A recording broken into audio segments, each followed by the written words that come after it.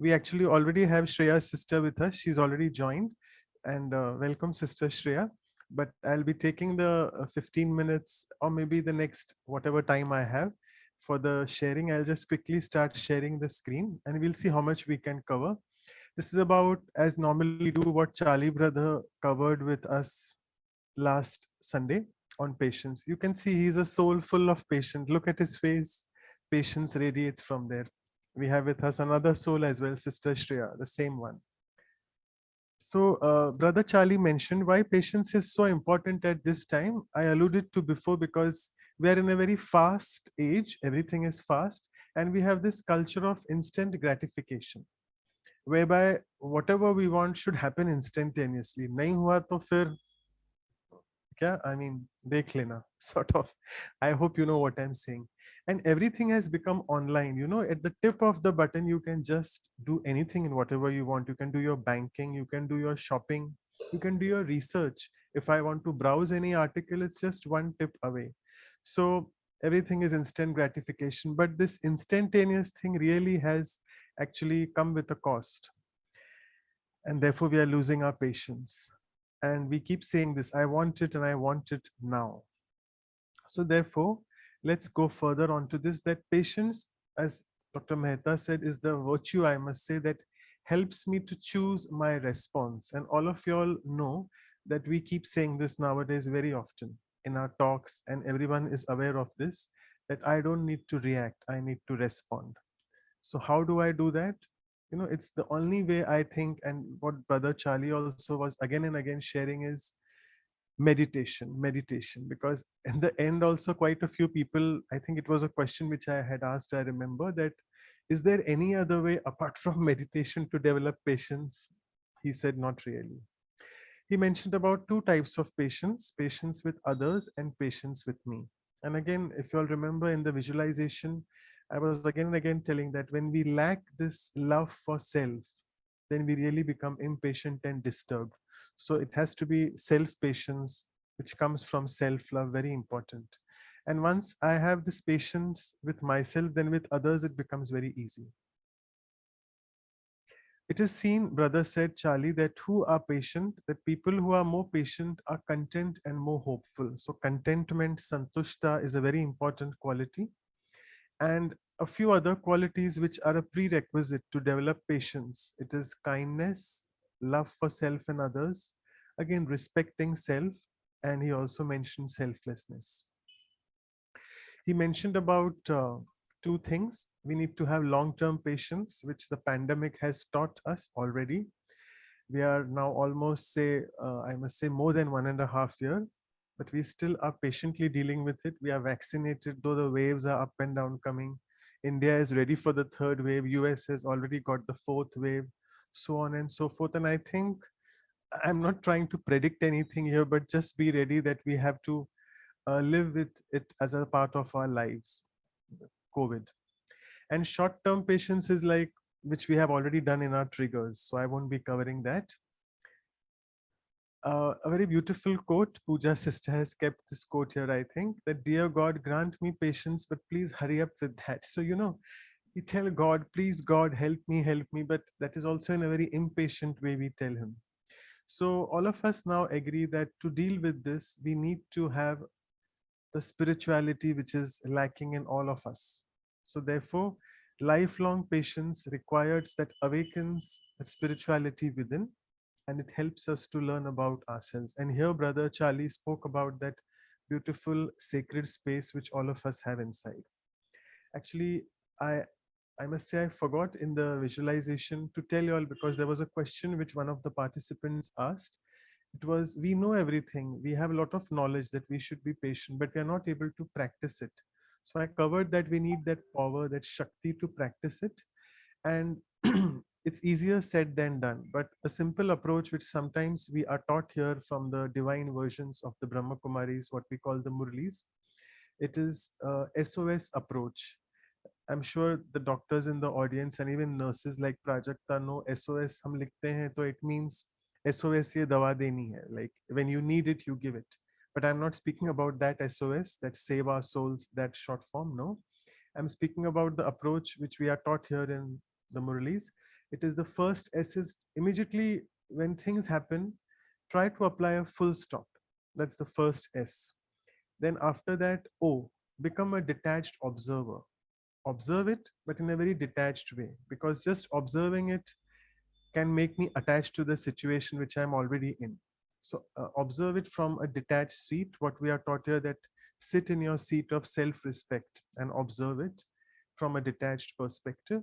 And then the next S is the steer which means to change the direction.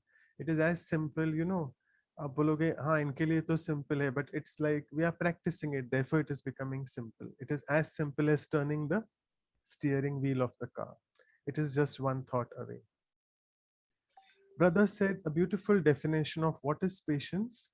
It is a state of being between the experience and the reaction. It's that, the lag time, which I can decide, I can increase the lag time or just, it can just spark off. Like I experience something and I react to it. So it's that the little space in between the two.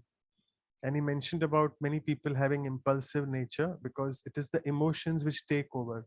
It's a thought which is created, and the thought automatically has an emotion associated to it, and we just are carried away by that emotion so much that we become impulsive. And there is no better way to deal with all of this except spirituality, because we can take charge of our emotions, and meditation obviously helps a lot in all of this. He mentioned quite a few stories about the girl who was given two apples by the father, and the father said select one, but she selected both. So this is just a human nature which tells us that at the first impulse, when we get something, that something greed inside is there, which which impulsively helps me to take the action of collecting both the apples. So that is an impulsive behavior.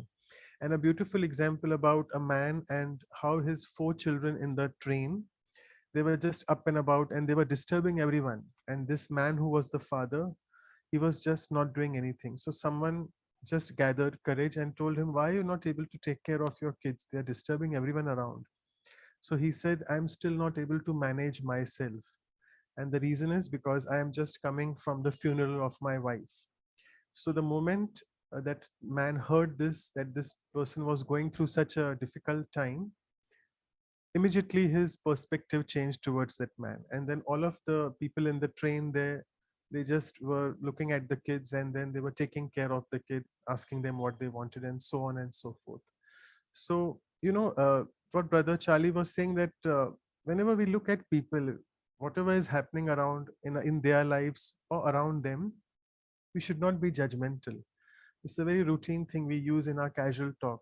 Judgmental kyun hote ho?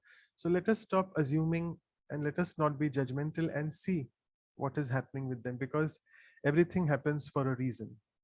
And here, brother again said that we have to really, if we need to inculcate this feeling of patience inside us, we need to tap into this sacred space which is present between the experience and the reaction. So we have to really tap into that.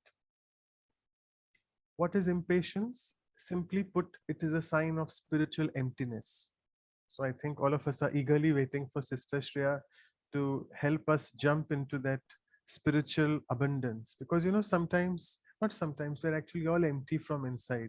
Therefore, I think when we have started these Values for Life series and the workshops, the talks and the workshops, we felt the basic thing is they're all inside us, but we feel they are not there. We just need to tap inside that sacred space and know that I'm full of all this.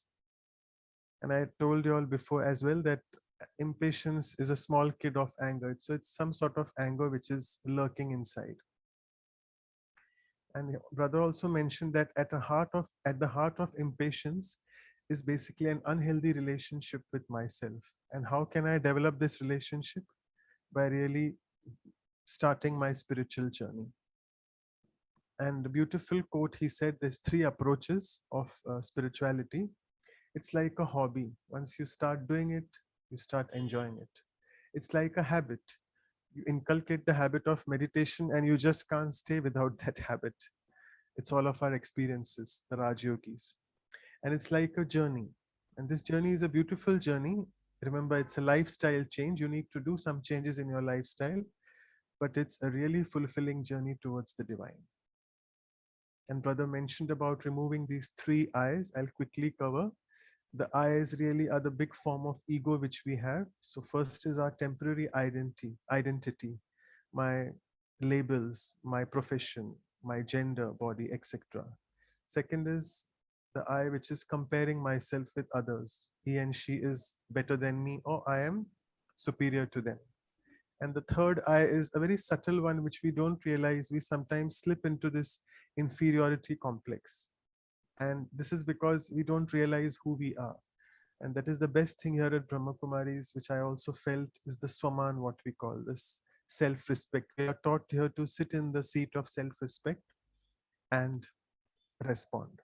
And then it won't be difficult to constantly remind ourselves that I have to respond, I have to respond. No, if I'm in my self respect, I'll neither be superior or inferior. I'll never be in a comparative mode. And I'll also never try to identify myself with my position, color, family, etc. And who am I? That's the basic question, which I'm sure Sister Shreya will cover for us today. And as all of the participants, a few participants mentioned that look at it as the drama of life, and I'm an actor playing my role. The person in front of me, he's also testing my patience, is also an actor. So let him actually be there so that he tests my patience and helps me on my journey so that I can grow rather. So this is again Brother Charlie's quote that the journey of healing the relationship with myself is to know who I am and really to reconnect with that spiritual being within. And a few questions I'll take. So it was Teachers' Day when we had this talk on the 5th September last Sunday. So someone had asked that it's rather I had said about the Supreme Soul, sorry, that the Supreme Soul is our supreme teacher. And we basically uh, are sitting daily in the spiritual class, and he patiently teaches us everything. Though next day we come in the classroom again, like in the center, without doing our homework, but the Supreme Soul, the Divine, is patiently teaching us. So habit to remember people because we see them, talk with them, but with gods it's just a feeling. So some sister had asked a question that I'm not able to establish that relationship with God. Why? Because I can't see him, firstly, and secondly, with others I can see them and they are constantly a part of my life. I am interacting with them, I'm talking to them, etc., etc. So, how do we get a reply from God? Because when I speak to God, I feel He's not listening to me. So, here, brother said that we need to shut down our senses. As a sister already said, Antar Mukta and Bahya Mukta. Once we stop becoming extroverted and go inside, then it will help us. And for these, we need to follow a few disciplines like waking up early, doing our regular meditation class, and listening to the murlis, etc. That will help us in establishing the connection with God. For interest of time, I'm not taking the second question. And now, before I pass it on to Sister Shreya, I'll just introduce the Indian audience. Know her very well because she's being featured on the Peace of Mind television and Awakening television as well. But as a formal duty, let me just tell you that Sister Shreya has been associated with the Brahma Kumaris now for over more than 12 years, since 2009. And I'm sure many people don't know that she was basically a web reporter for NDTV from 2008 and 9. If I'm not mistaken, that was before she came into knowledge or before she became surrendered. We'll hear that from her itself. So she was a web reporter. And she's been a regular feature on the various talk shows, as I said, on the PM TV. She by academically, she is a graduate in English literature honors and a postgraduate in ethics and spirituality. And as usual, I always say a few lines. So Sister Shreya, being a popular face on the television, spirituality is at the core of her mission. So she's a popular face on the television. Spirituality is at the core of her mission. She looks at everyone with a soul conscious vision. And that's the reason no soul in her service area needs a hospital admission, right? So I'm sure she'll agree that she is in that area of Borivali. So she looks at everyone with the soul conscious vision, and therefore no soul in that area needs a hospital admission. She radiates this abundant light and might, and the spiritual glow is visible from her divine insight. She confidently tells all of us forthright that please have patience, everything will be all right. So she'll tell us forthright, she'll elucidate on patience, everything, and everything will be all right. And lastly, she's a divine instrument who is very, very precious, and her presence indeed is very, very gracious. And today, she'll enlighten us more on the value of patience and tell us how to practice that in essence. So, with this, I'll stop sharing the screen and over to Sister Shreya. Thank you so much for your time, Sister. Om Shanti, brother, and Om Shanti, everybody in the audience. Thank you for those very kind words. And I think you've been saying a poem for everyone, which means that you probably have that beautiful sanskar of seeing the beauty in everyone. And that gets reflected, how we are seeing the people. I'm not sure everything you said is there already enough, but of course, we can always work towards being that. So thank you for your kind words. Um, there's a lot that you've already talked about patience and are doing the workshops on patience. And it's a very, very beautiful quality, I think. Even when you are in the presence of somebody who is very patient, it's a very beautiful feeling because they radiate this very beautiful vibration, which just makes you very comfortable. If you're around somebody who is very impatient, it's not a very comfortable feeling because you also get all flustered, and there's so many times in your head you'll be like, you go and we'll do everything, we'll manage everything. And at times we have experienced, when that person leaves, everything is all right. But when they're around, because they're in that hurried energy, do it now, do it fast, all flustered and disturbed. So it can also affect the environment and the people you are with. So every time you are with somebody who is very patient, I think they are very, very silently also empowering other people. They're very silently kind of motivating and giving them enthusiasm, and they have that faith and hope in other people. But again, this patience value is also has a little bad reputation because sometimes it can be confused with being passive.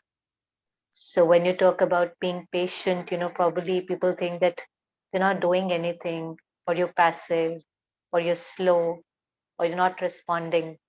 But it's not basically being passive. It's just that whatever you are doing, here you're very, very balanced.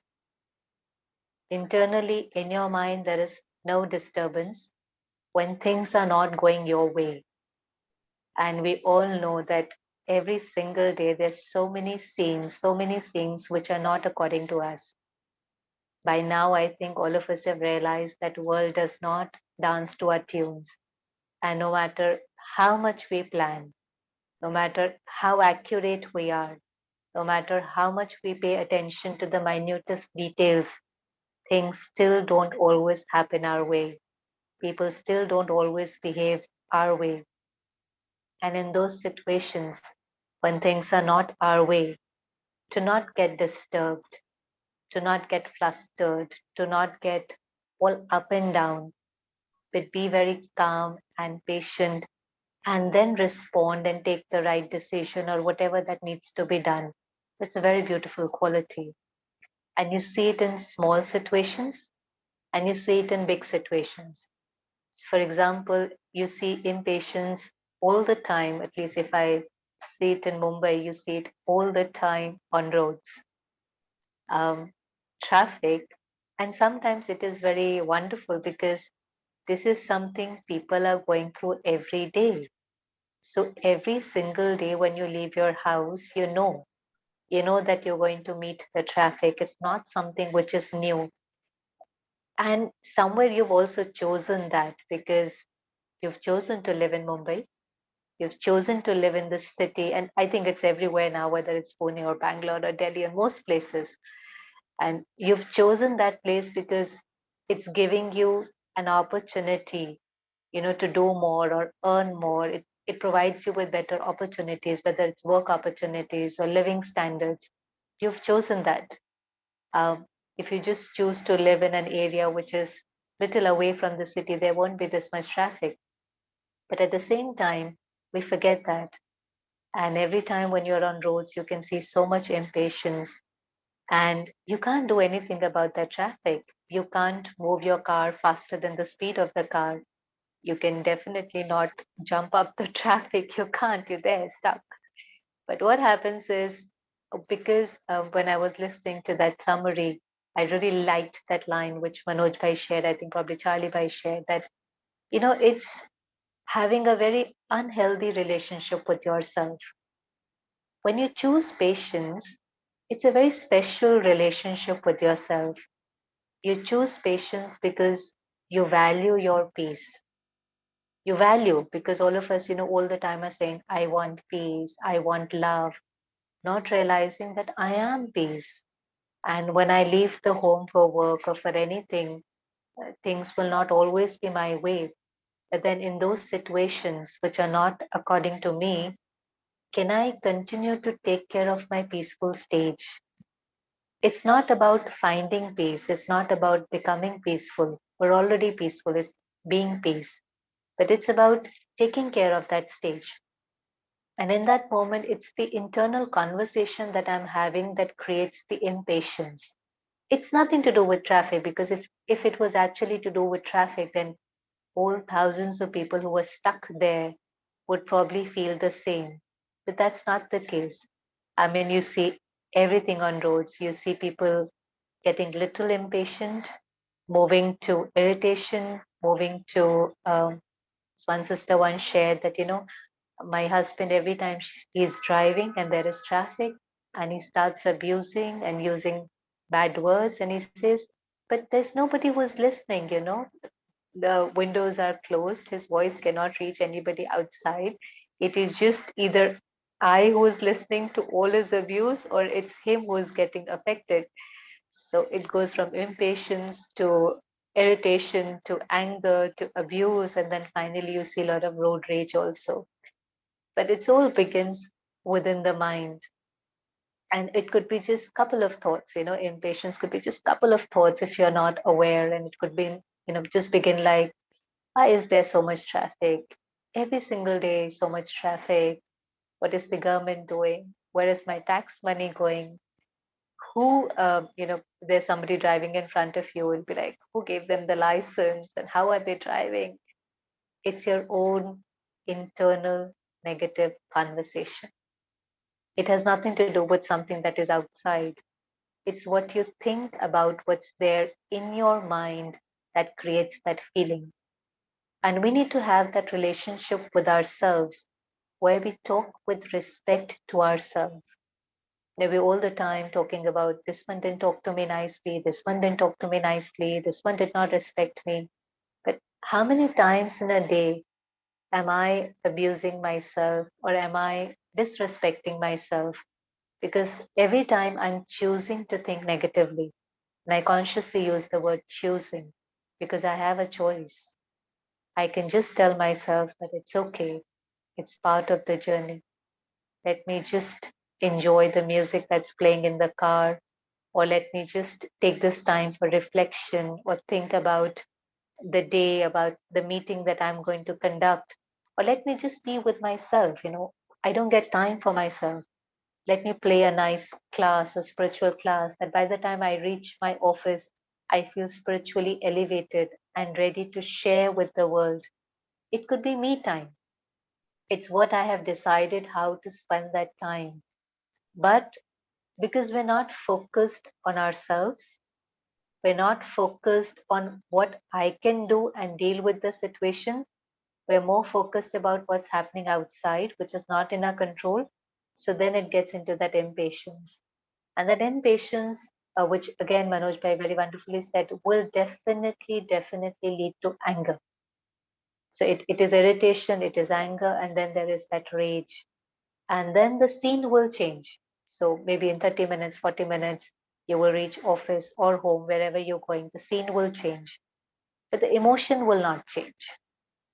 So now that you've created that emotion by creating that negative thinking, so that emotion of impatience or anger or an extreme form of anger was created by me.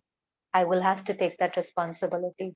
I can't say it's the traffic because of which I am this upset and angry. No, then all thousands and lakhs of people who are on the roads will probably go through the same feeling, but that doesn't happen. You see some people who are totally okay, and you see some people who are banging on their steering wheel. You see different responses. So then the scene changes, and you're there in the office or you're back home, but the feeling is still there. And that feeling of pain or discomfort or anger is still there. And you don't know how to, do away with that. It's there. Because once that emotion is created, it takes its sweet time to kind of disappear. It takes that time. It's like if you've created something, you have to sustain it. So that feeling is now created, and then it starts affecting my every other work or relationship. So, for example, I had to go for a meeting or something. I'm not able to be very creative, or I'm not very productive, or I'm not able to take right decisions, or simply I don't enjoy it. Or maybe I'm so flustered and disturbed that somebody just says something or just comes late a second, a minute, and then again I lose it. It's very risky. It's like if you already have a weak body, and then if there is a virus or a viral, because your immunity is already so low, there are high chances that you will be influenced and affected by it. And same thing happens if I lose my peace, if I lose my patience, if I get angry or disturbed, then there are high chances that little thing, smallest thing, will also affect me. And just imagine by the time I come back home, there are times by the time I come back home, I'm like so tired emotionally, so drained, so upset that sometimes all that vibration and negative energy goes to the family. So, somewhere patience has a lot of uh, consequences at a very deep level that we don't realize. We lose our state of mind, one, definitely. We lose our peace. We want peace, but in that moment, we let go of the most beautiful gift, the peace. It affects our work, it affects our health, it affects our relationship, it affects the environment. So, this one quality is so beautiful that if you imbibe, it has subtle effects on everything, positive also and negative also. And the only thing that we really need to do is, on a deeper level, kind of accept things which are not in my control and just kind of go with the flow. So, you see a lot of people who are very patient, they just move in this very beautiful rhythm of life. They're not speeding up, but they move in a very beautiful rhythm. They're doing a lot, but it's a very beautiful energy around them. Just today I was thinking, uh, in India, the days of Ganpati are going on, and today's the second day. And on the second day, normally what happens is that they take the idol, um, the one they've been worshipping in their homes for 1.5 days, to immerse it in a lake or in a water. And they take it with a lot of, loud music and drums and everything. And even though this time it is a little less, but still there's firecrackers and there's huge noise. And where we do our classes is on that road. It's next to that road where all these processions pass from. So specifically in the evening class, especially, so when the class is going on, so every 10 minutes the procession goes, and there is a loud music, there is DJ, there is firecrackers, and it's very beautiful that the people of that class normally, when the class is going on, even if somebody's phone rings, they get very upset and disturbed, because that expectation is there. that if you come in a class or if you are attending a seminar, you should switch off your phone. So even if somebody forgot to switch off their phone and it rings, they will all look at them and get a little disturbed and would be like, even if they don't say something, the thought is like, why didn't you switch off? Don't you know you're in a class? And that negative energy goes to that person. And so many times you will see that that person who has probably just forgotten to switch it off, had no intention to keep it on, when they're trying to take out their phone, they're not able to, because this is this huge flow of negative energy towards them from so many people that um, that energy kind of depletes their energy and just makes them more, it's that fear thing which paralyzes you. So instead of empowering them, it kind of disempowers them and they become all flustered and they're not able to find their phone even in their pocket or in their purse. And in the Ganpati days, when there is huge, this loud noise and firecrackers and everything, nothing happens.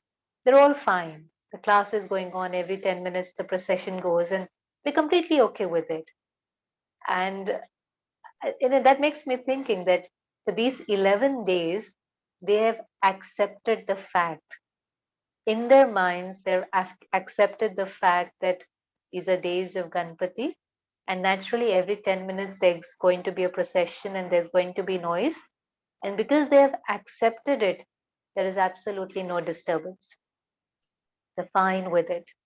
Their mind is not creating any negative thoughts, and it's okay. It's like that acceptance allows them to be patient. But because on the other days they have not accepted the fact that people are coming, they're rushing in for the class, and there is a possibility that somebody might just forget to switch it off. So it's not the phone ring which disturbs, it's my thoughts. It's actually not the phone ring, but listening to that phone ring when my mind says, why? Why don't they understand? Why do they do it every single day? Why don't they switch it off? This is a very unhealthy relationship with yourself. Now, it doesn't mean that what they're doing is right. Even if you want to say something, go ahead. Say it with grace and dignity. Request them. Can you switch your phone off? Can I help you do it? It's not about being passive and not doing anything about it. But the first step, that first relationship with yourself, and I would say patience with the self, is to accept things which are not in my control. To accept them. And by accepting, I don't mean that everything outside is right. No. Acceptance is I am not going to get disturbed by that because I value my peace. It does not mean that if somebody's phone is ringing, it's right. No. We can request them. We can ask them again and again. We can be assertive about it. But even before we go explaining something to somebody else, or even going and saying something to somebody else, we need to make sure that we don't get disturbed by that. And then when we say something to the other person, we do it with a lot of grace, dignity, and respect. But if I get disturbed here, then I will not realize that I tend to become a little impolite, a little rude. And that's why they say that, if you're not patient in that moment, then there could be a lot of regret. So patience and regret kind of go together. That one moment of impatience can create a lot of regret because you might end up saying something to the other person which is not very nice. And even if you apologize later, what happens? If people are emotionally weak, they tend to hold on to our words.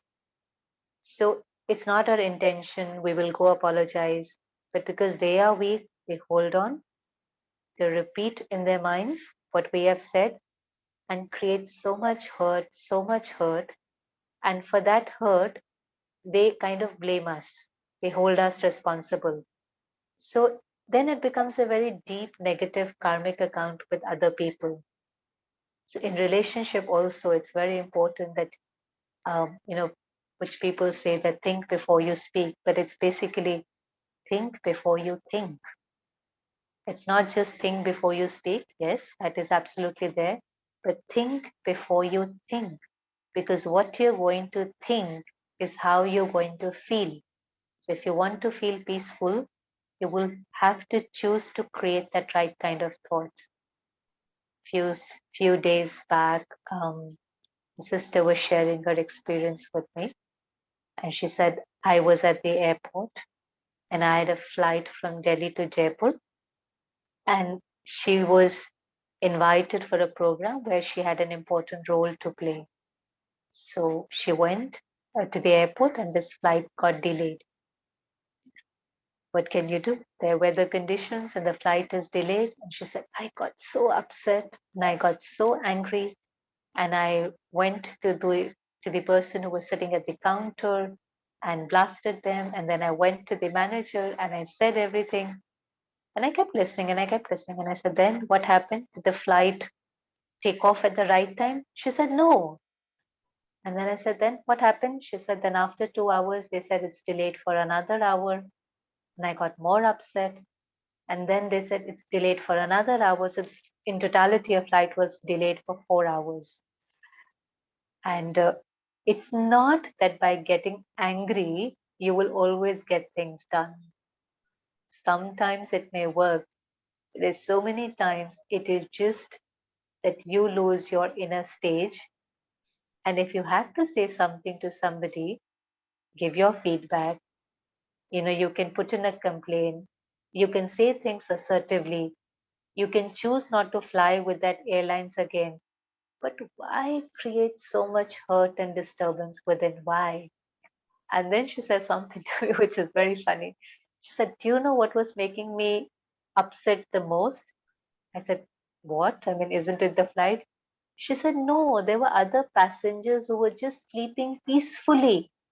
I said, how can they sleep peacefully? Shouldn't we all go and fight with them? And I said, they were smart.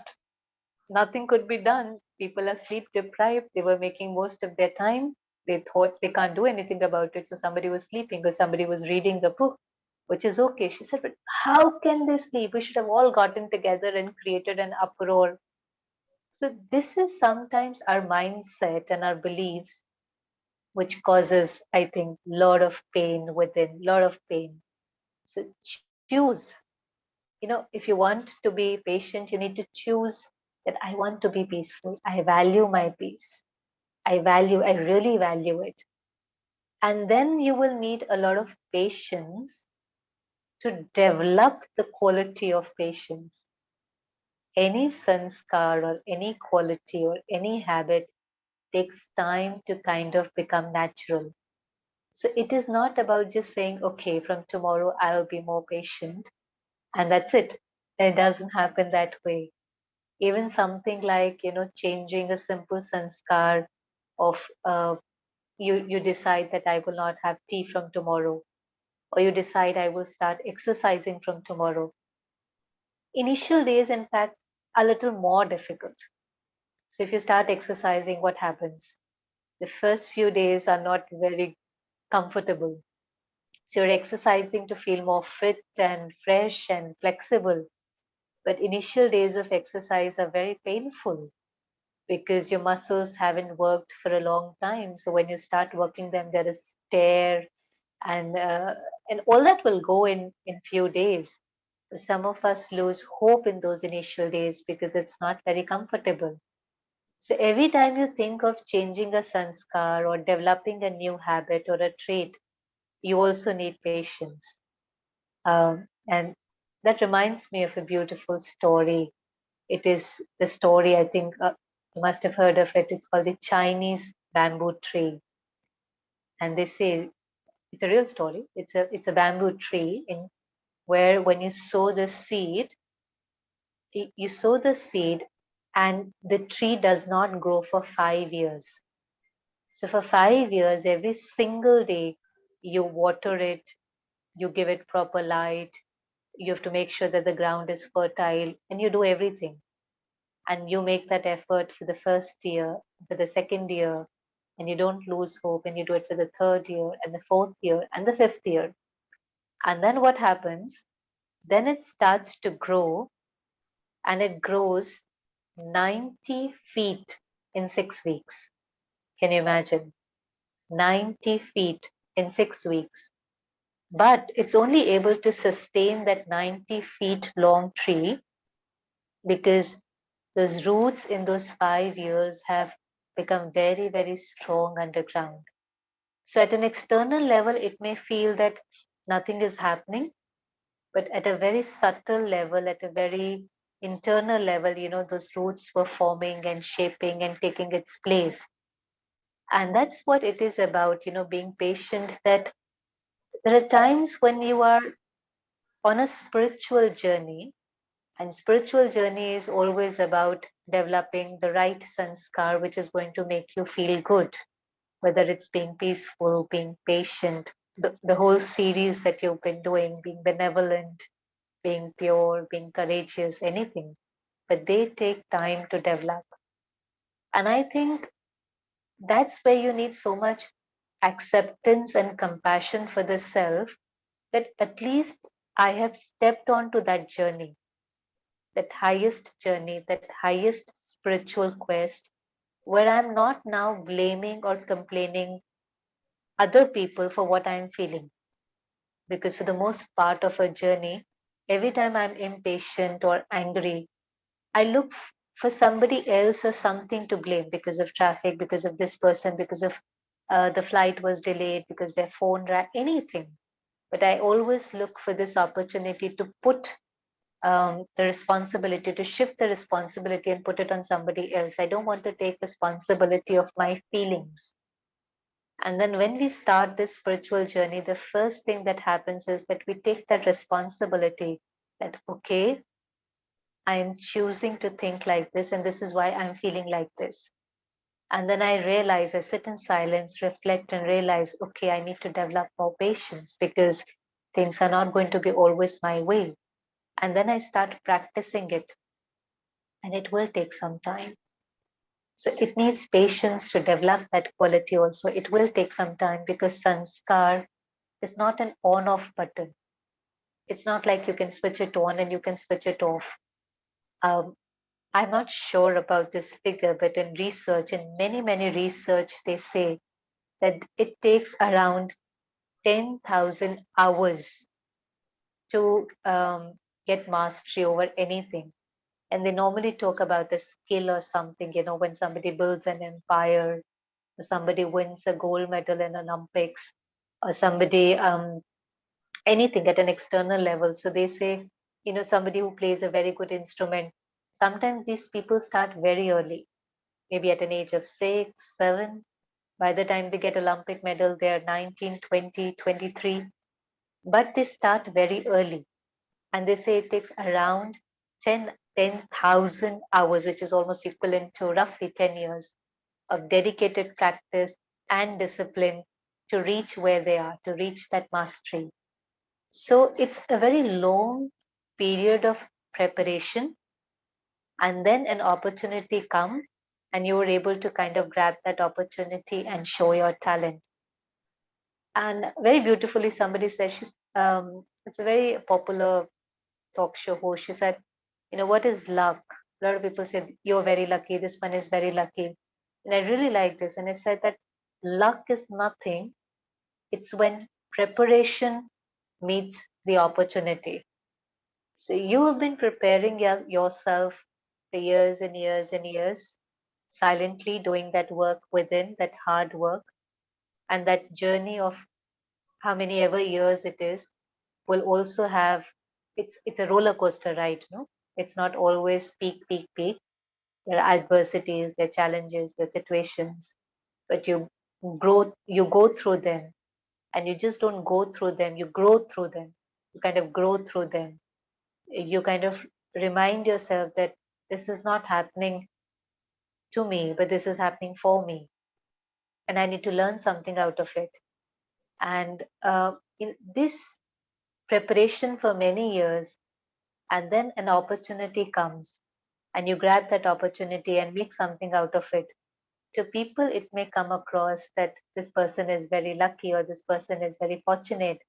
but they have no idea the years of silent work they've been doing with a lot of love, sincerity, and dedication. And it's the same in spirituality. So you may see somebody on dais, on stage, uh, saying something or talking something or eh, something. But then you've no idea that there's so many years of silent work that they've been doing within, developing that relationship with the self, reflecting, realizing, being determined to change that sanskar. And then finally you see that transformation. So I normally say it's the three steps. First is just realization, and that will not happen till you reflect. So you reflect and you realize this needs to be changed. But realization is not enough because change does not happen only with realization. Like I said, sanskar is not an on and off button. So it doesn't happen just by realization. So you realize, and the longer journey now is of the determination, which you say determination is the key to success. So it could be few months, few days, few weeks, depending on what you want to acquire. But that period is very important when you're determined, and then you see that beautiful transformation. So it's more like the Chinese bamboo tree that you may see the result a little later, but the result is very beautiful. And then in those 6 weeks, you see the tree growing 90 feet. But for 5 years, that silent work was done.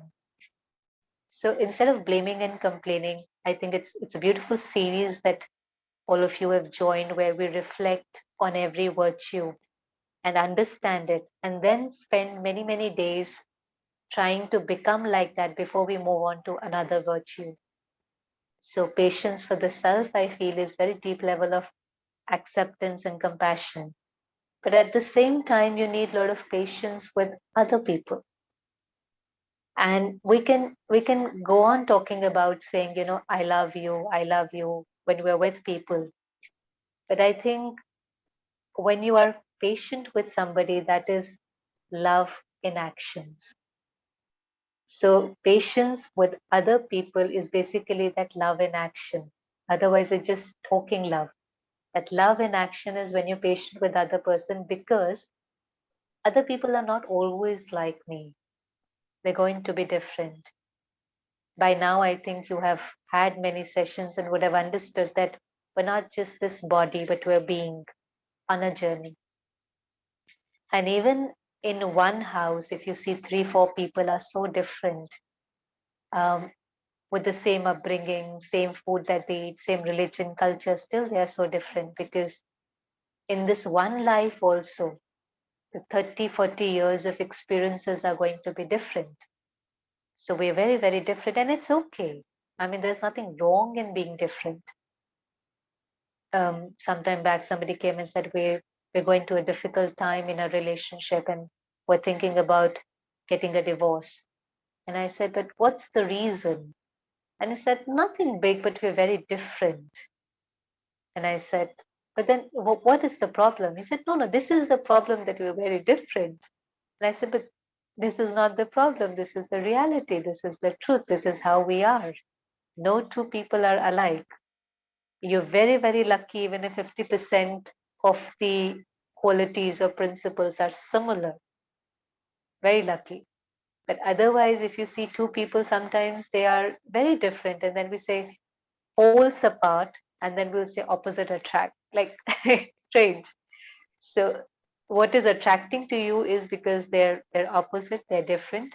Normally that's happen actually. What's lacking in you and you see in somebody else, that quality attracts. So for example, you lack compassion and you see compassion in somebody, and we don't realize, but we all get attracted towards the virtues because that is what is our original nature. So in their presence, our own divinity emerges.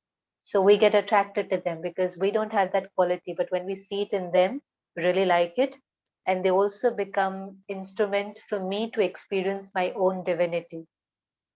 So we think, okay, when we come together, we'll become complete, which is true because we'll help each other to empower and to bring out their beauty from within. But then after a while, I saw the qualities and I felt, okay, they're different. But then when I start seeing the weaknesses, And I say, no, no, no, we're very different. I am very clean. They're very messy. I reach everywhere on time. They're always late. I can trust blindly. They just can't trust. And the list is very, very long. And then in these times when, we want everything instant, which again, brother was talking about instant gratification. So we are not ready to work. We're not ready to be patient and work on the other person. So we in these times you will see people change jobs, then people change partners, and people change cities. So the easy thing is to make a change at an external level. You're even ready to change your partner so many times, but not work within. And when I say patience with other people, it's just looking at somebody's sanskar. It could be something so simple as, the other day a mother was talking to me and she said, my child wastes a lot of food. Now this is so simple, it's not nothing big also. And it's a sanskar that you see in somebody, that they waste food or they come late. Could be a bigger sanskar, something that comes late. Can I not get disturbed by just looking at their sanskar? Why am I punishing myself because of others' weaknesses? This is again something we see so much. It is their weakness, but I am punishing myself by looking at their weakness and thinking negative about them. Why are they always late? Why don't they understand the value of time? Why don't they value time? So I get all disturbed and I radiate that negative energy to those people I love the most. I love them. I want to help them transform. I want to help them become a better person. But unknowingly, we give most pain to those people we love the most because their weaknesses affect us. We're not detached at that time, we're very attached. So we look at their weaknesses and we start suffering and we start punishing. And in that moment, I am not able to help the people I love. And the only thing I had to do was just remind myself that they're a different being. They've been on a journey for a very long time. I don't know why they have developed this sanskar. I once asked somebody, I said, why do you always come late? And he just smiled and said, there are different reasons, but this was one of it. He said, I get attention. He said, I get attention every time I walk into the room, even if it's negative attention, I get attention. And it has just become my nature that when I come late, I get the spotlight from everybody. Who would have thought that this would be something, is the reason why they're late? Somebody feels, more valued when they come late. A lot of this is in the public arena when somebody is a celebrity or somebody says, how can you reach on time? You are valued more when you reach a little late. Otherwise, people think you have nothing to do, you're all free, you're useless. Some people feel more valued when they reach for a program or something a little late. What I'm trying to say is, we will not be able to even understand why they have such a sanskar. And you just need to be more accepting and compassionate. Again, it's not right, but only choosing that I am not going to get disturbed. And then you sit with them, whether it's your child or a team member, you sit with them. When they are also stable and you are also stable, you sit and have a conversation. And you have a conversation because it's not being passive. No, being patient doesn't mean being passive.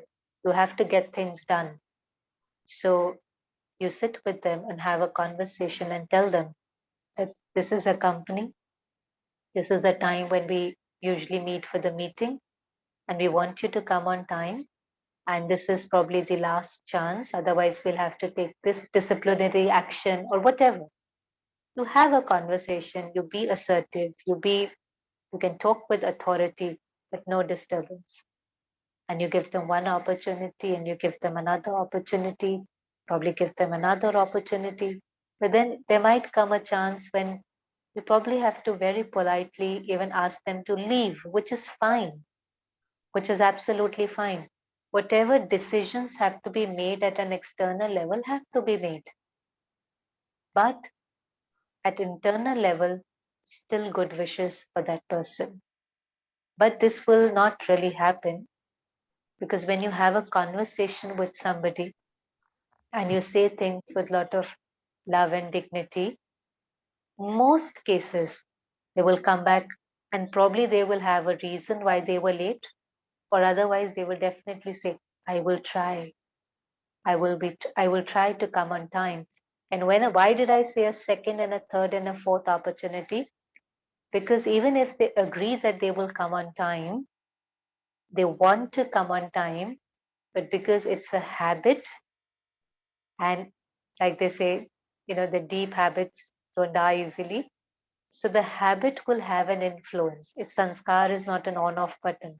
So the desire is there, they want to, the will is there, but they might not be able to do it the first and second time. And if you really want to help your child or the team member, that's where the patience comes in. That patience, that trust and faith in that person, and the understanding that habits take time to transform. Even a simple habit of leaving tea or exercising daily, it's coming out of your comfort zone. So even if, now they were 10 minutes late and now they're 5 minutes late, you don't get angry, but you appreciate. They say, no, but you tried. I'm sure you'll be able to do it.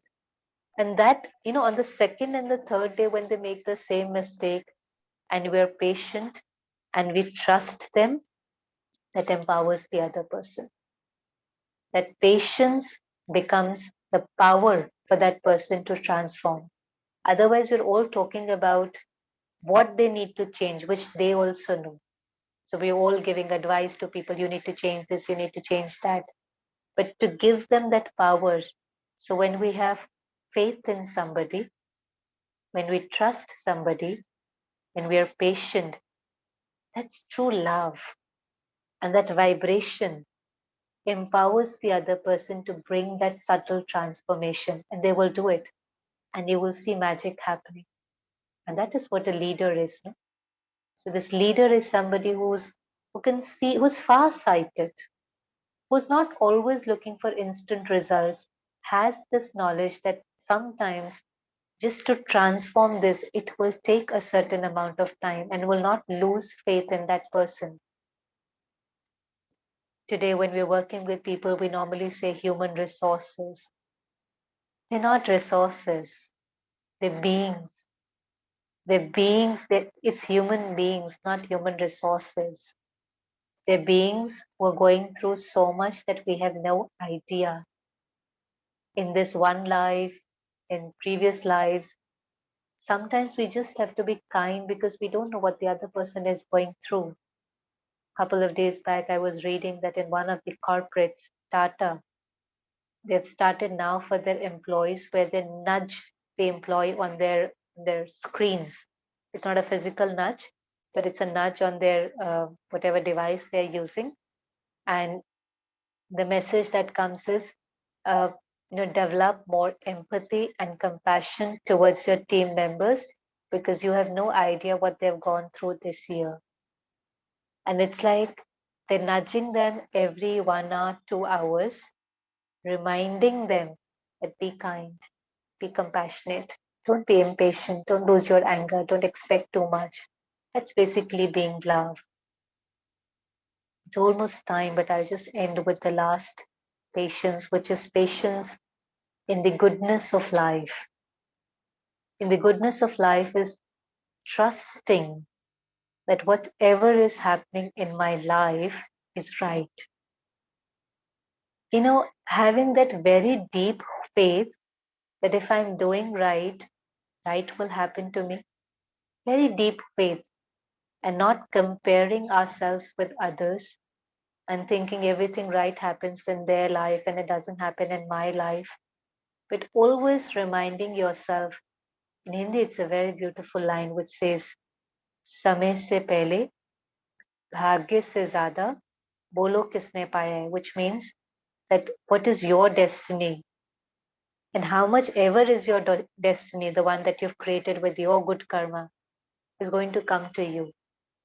But it's going to come, it cannot come before time. समय से पहले नहीं. So when the moment is right, And if you have created good destiny with your good karma, it will come back to you.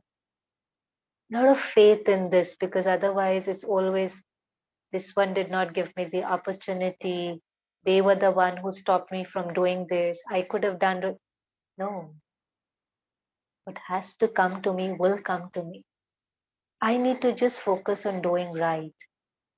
I cannot forget this law that when I do right, right will happen to me. And doing right means even if I have to stand all alone and the whole world is at the side, but I still choose to do right, whether I get criticized for that, whether I'm not accepted for that or accepted for that. But I know in my heart that this is right, and I continue to do what is right.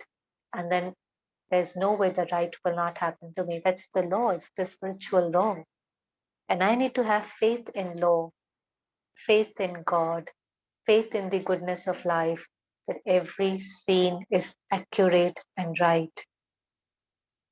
Even if it's a challenge, it is right. Every challenge is a lesson in disguise.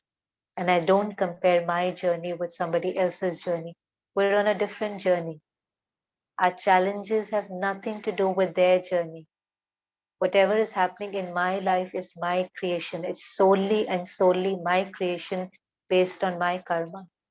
And if I want to change my destiny or anything in my destiny, I need to change my actions, my thoughts, my words. And that's where spirituality comes in. That without spiritual knowledge, I will not know how to change and do right. That supreme power who is the ocean of truth. God is truth. When I listen to God every single day, His teachings, I am very clear what is right and what is not right. So He, the one who is wise intellect, provides me with that intellect where I can make the right decision and do right. And not just provide me with that intellect, but also gives me the power to do the right. It takes a lot of power to listen to the truth, but a lot more power to follow the path of truth. So He gives me that understanding, He gives me that power. And then when I start doing right, every action, every word, every thought, you see your destiny changing. Actually, you see magic starts happening in your life, and you have then the faith in goodness of life and in God. So to just end it all, I think patience with the self is acceptance, patience with others is love, and patience with God is basically having faith in every scene of life. So when you have faith and in the goodness of life, that's when you're patient with God and don't complain and blame Him for what's happening in your life. Rather, you have a deeper relationship with Him, draw on His energy, His love, His power, and move forward in your life. So I will stop here. And if you have something to say, ask or Manoj Bhai, otherwise we can move into meditation. Yeah, sure. Thank you so much. Actually, there's a question if I can ask. We have a few minutes. I'll just take one question. This sister had emailed me this question. She's from Japan because she was not able to join the talk. The time difference, it's quite midnight over there. So she's saying that the fruit of patience is sweet. I know that. How do we know when to be just patient in a situation and when to take a step further to improve it or change it? Should I repeat? Uh, Or no, okay. no, no. I've got it's a wonderful question. I think we all need to make effort to bring change outside or take some important step. But the first thing is to make sure that you're not disturbed within. That's the first thing.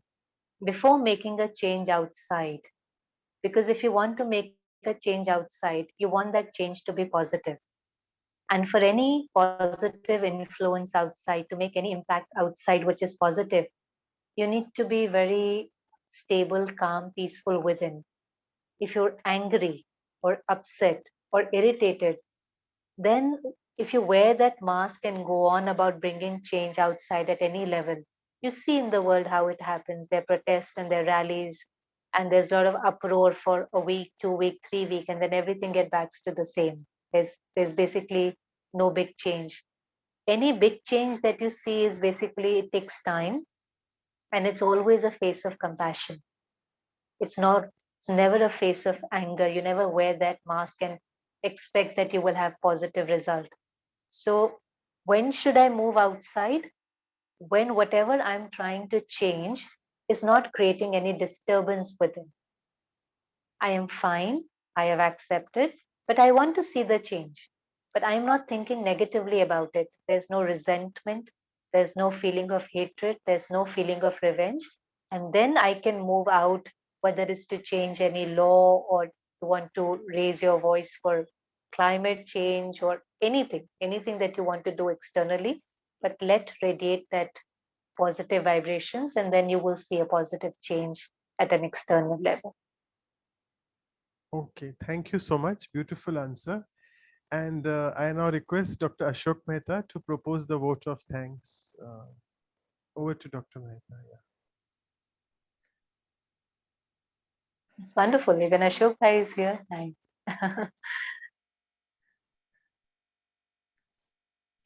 I just am, I would say, under a magic spell of Shreya, continuously taking things as it happens in day-to-day life, whether there's a traffic jam or all the things, or people getting separated, or simple things, issues, saying that we are different.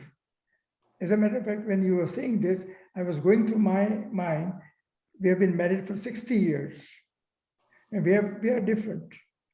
We are different to a large extent. For example, if we have to go out, my wife has to start getting ready 1 hour earlier. And when she finishes the last thing, that time I just start getting ready because it takes me 3 minutes to get ready. And it's amazing that we have got so used to each other that I know it when she's getting ready, I get, when she's finishing the last test, that is, I get. I think it's a way of looking positively, appreciating people.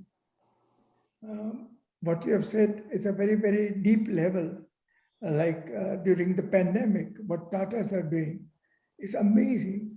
And I think this is what I would expect anyone to do. I think to bring about a change, again, what you said is to think positively within. Then only you can bring about a change. And the situations which we face now and again, delay in trains and delay in flights, and you sometimes miss your meetings or a conference, I think that's a time, I think what you have said is very, very practical. Somehow I have a big spot for you. I love to listen to you. And I share the same feelings, brother. It's always wonderful to see you, and it's very humbling to hear from you. as a matter of fact, Manoj Bhai, you might recollect that we had a meeting of mind-body medicine, I think in Pune, after opening the Jagdamba Bhavan. And you're looking out for Shivani Ben. And, you told me, then I said, can I suggest something? At that time, I had never met Shreya Ben. I had only seen her on a YouTube.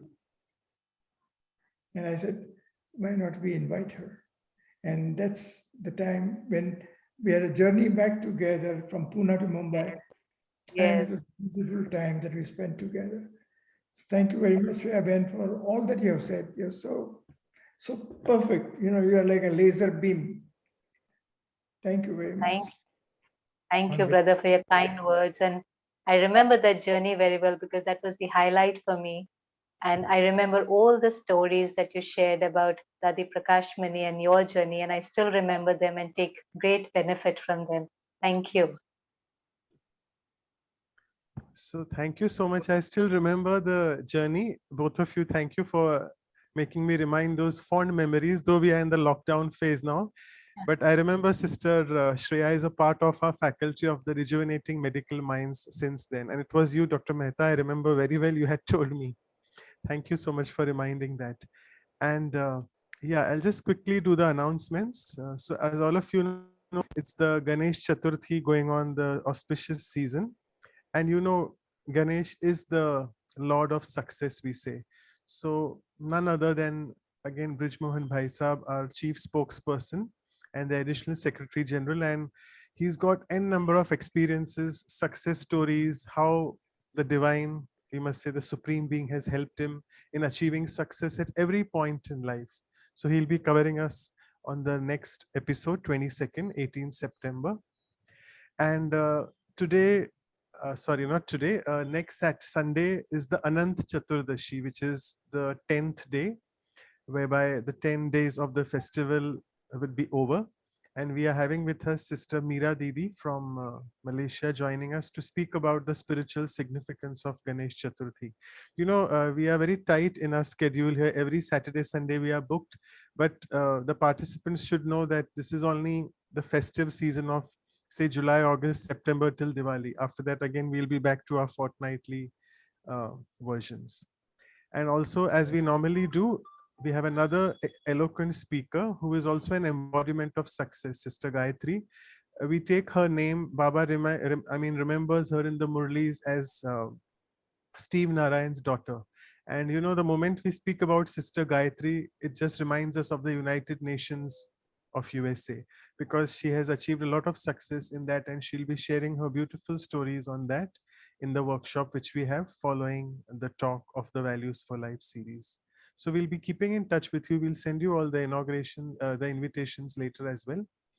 And our silence retreat on purity will be the last weekend. We'll announce that later. And this is our beautiful calendar, which we keep sending you in the emails as well, to remind you that tomorrow is the self-care Sunday of Vihasa, which we do once a month. So you're welcome to join that at 10 o'clock. And before I forget, the people who have joined new, you can please, the participants, you can please write down your numbers, mobile numbers, the WhatsApp number, and your emails in the chat box. You can share it with us so that we can keep in loop and tell you all the information. Yeah, and also, if you forget, you can share these talks, the workshops particularly, and the talk of the sisters here on the website of omshanti.tk/workshops, because all of them, particularly the second talk, which is there given by the speaker, is mentioned, and you can just listen to it later at ease if you supposed to miss the live session. And with this, over to Anu sister for the last things. We are a bit late, but Anu sister, you can carry on quickly. Thank you so much, Shreya sister. It's always so empowering and practical to listen to you. I think we'll just take the picture right now without missing. This is always the memorable moment we all want to keep with us, and we send it later on when we share the review materials. So whoever wants to have the picture, please switch on your video. It's okay if you don't want to. Whoever want to have the video, please switch on your video. And maybe we can remember the beautiful tips that we got from Sister Shreya.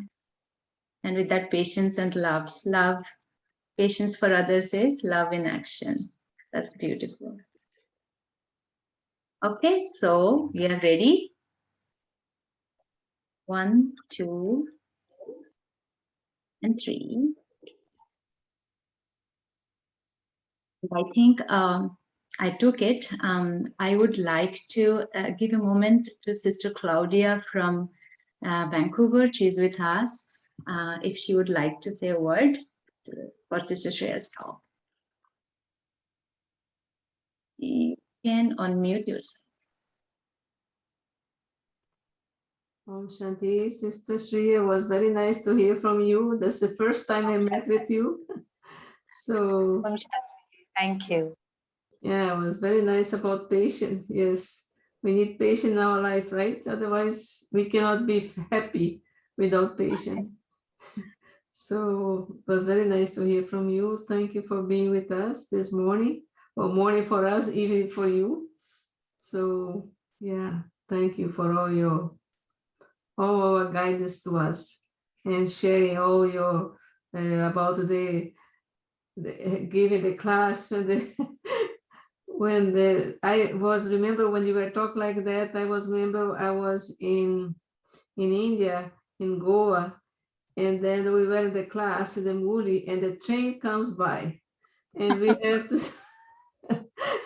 You brought me back that memory, that memory when I was in Goa, and the train comes by, and then everybody just be patient, waiting for the train goes, and then we continue the class.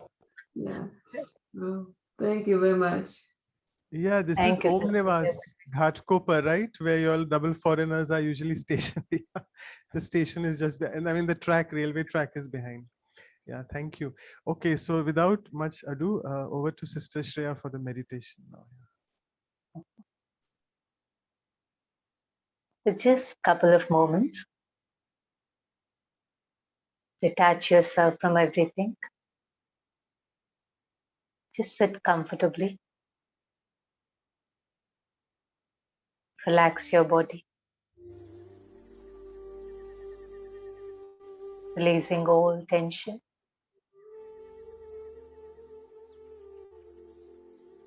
And come into the awareness that I am a peaceful being.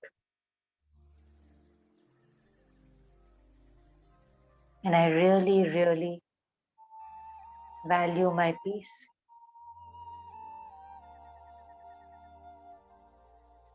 I don't want peace. This is who I am. Let me now take care of my inner stage, because I now know the world is not going to dance to my tunes. There will be times, probably many times in the day, when things will not be my way.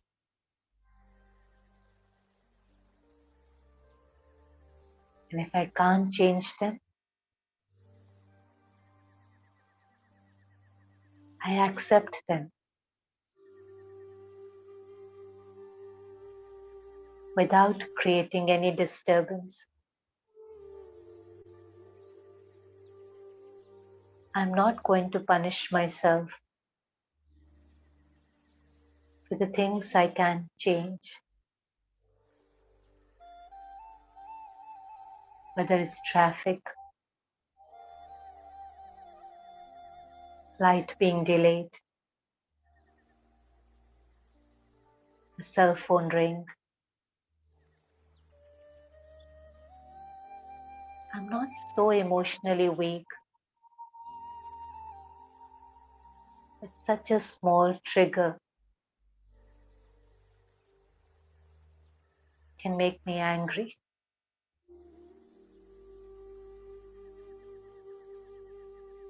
Let me choose to be master of my mind, to choose every thought which is pure and elevated, to have faith in other people,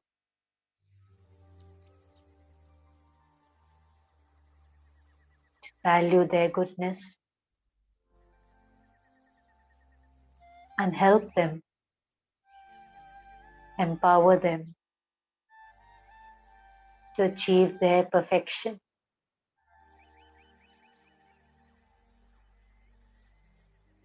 My patience, my trust, and love empowers other people, helping them to become a better being. And lastly, I have faith in every scene of life. No complaints. I know every scene is accurate. Every challenge is a lesson in disguise, an opportunity for me to grow, to come closer to God, to understand His wisdom and experience His love. So, with no complaints and only gratitude in my heart, I accept myself, other people, and life in totality.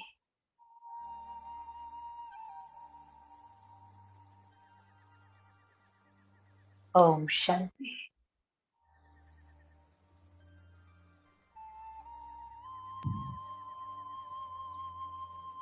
So thank you so much, Sister Shreya, for your time and also for the talk. With this we end. Thank you so much. Thank you, brother. Om Shanti. Shanti.